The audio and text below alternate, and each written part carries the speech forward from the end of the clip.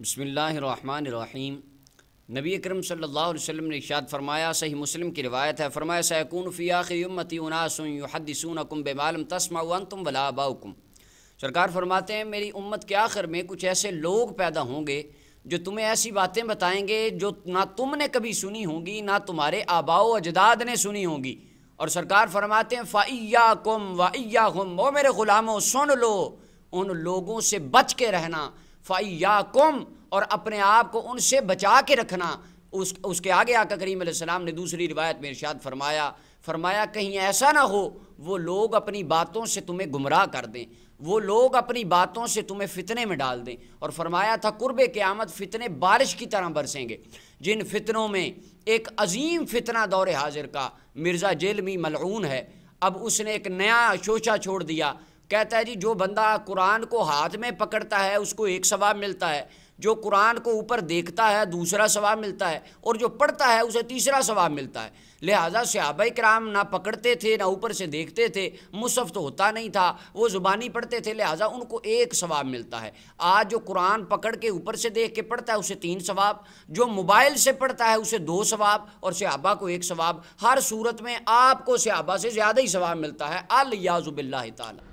اس کو پکڑ کے رکھیں، یہ 1 ثواب ہے، اس کے الفاظ کو دیکھیں یہ دوسرا ثواب ہے، اور پڑھنا تیسرا ہے۔ تو 2 ثواب تو مل رہے ہیں ان کو جو موبائل پہ پڑھ رہے ہیں۔ صحابہ کو تو 1 ثواب ملتا تھا، وہ زبانی پڑھتے تھے، موبائل پہ پڑھنے والے کو 2 ثواب مل رہے ہیں، وہ دیکھ رہے ہیں الفاظ اور پڑھ بھی رہے ہیں۔ یعنی آج کل کے لوگوں کے اعمال کو نبی اکرم صلی اللہ علیہ وسلم کے صحابہ سے برتری دی جا رہی ہے۔ حضور نے اسی دور کے بارے میں فرمایا تھا ایسے مردود لوگوں سے بچ کے رہنا۔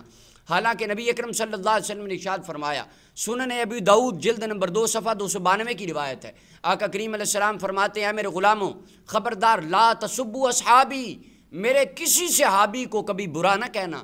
فرمایا لو انفق احدکم مثل احد ذہبا، اگر تم میں سے کوئی ایک بندہ اٹھے احد پہاڑ کے برابر اللہ کی راہ میں سونا خرچ کرے، فرمایا ما بلغ مد احدہم ولا نصیفہ، میرے صحابی کے ایک مٹھی جو کے برابر تمہارا 9 کلومیٹر لمبا سونے کا پہاڑ اللہ کی بارگاہ میں تمہیں وہ مقام نہیں دلوا سکتا جو ایک مٹھی جو میرے صحابی کا اللہ کی راہ میں صدقہ کرنا رب تعالیٰ کو پسند آتا ہے۔ فرمایا تمہاری ساری زندگی، اور کنز العمال شریف کی روایت ہے آقا کریم علیہ السلام نے فرمایا تمہارا یہ عمل میرے ایک صحابی کی زندگی کے 1 دن کے برابر بھی نہیں ہو سکتا۔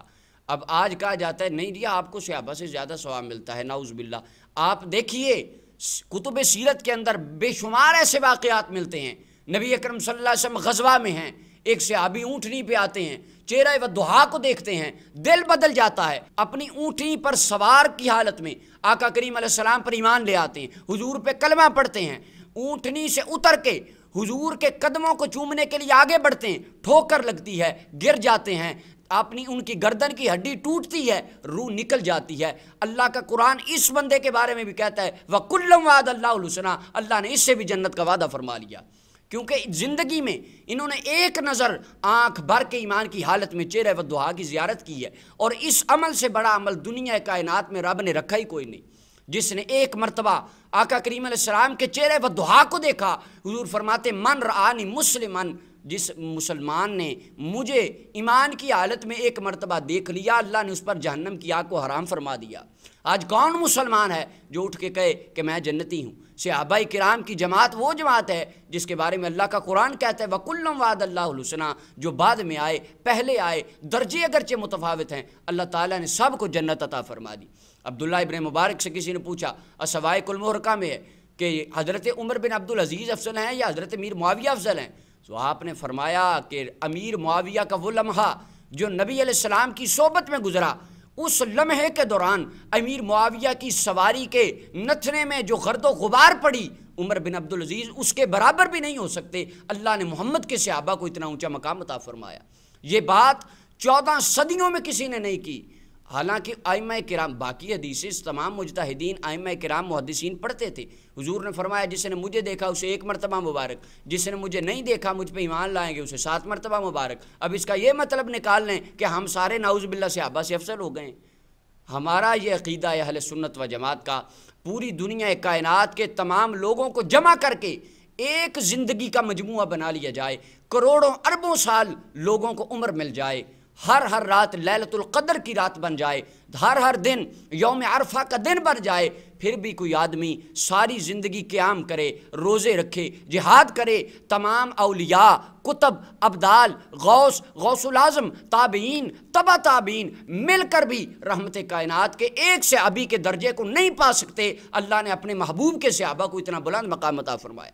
اور نبی اکرم صلی اللہ علیہ وسلم آپ نے ارشاد فرمایا، کنز العمال کی حدیث نمبر 32474 ہے، فرمایا من سب اصحابی فعلیہ لعنت اللہ والملائکۃ والناس اجمعین، فرمایا میرے غلاموں جو میرے صحابہ کو برا کہے اس پر اللہ کی بھی لعنت، اللہ کے فرشتوں کی بھی لعنت، اور تمام دنیا کائنات کے مسلمانوں کی بھی لعنت۔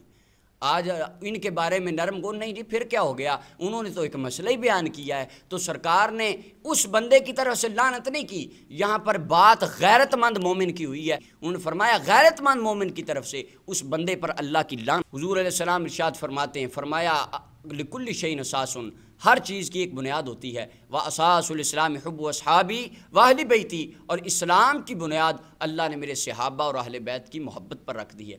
اللہ تعالیٰ نے اہل سنت و جماعت کو یہ ایمان اور نظریہ عطا فرمایا جو رحمت کائنات کی کسی نسبت کے بے ادب نہیں، آقا کریم علیہ السلام کی ہر نسبت سے محبت کرنے والے ہیں۔ اللہ تعالیٰ ہمیں اس طرح کی گمراہیوں سے بچ کر اپنے ایمان کی حفاظت کی توفیق عطا فرمائے۔ وآخر دعوانا الحمدللہ۔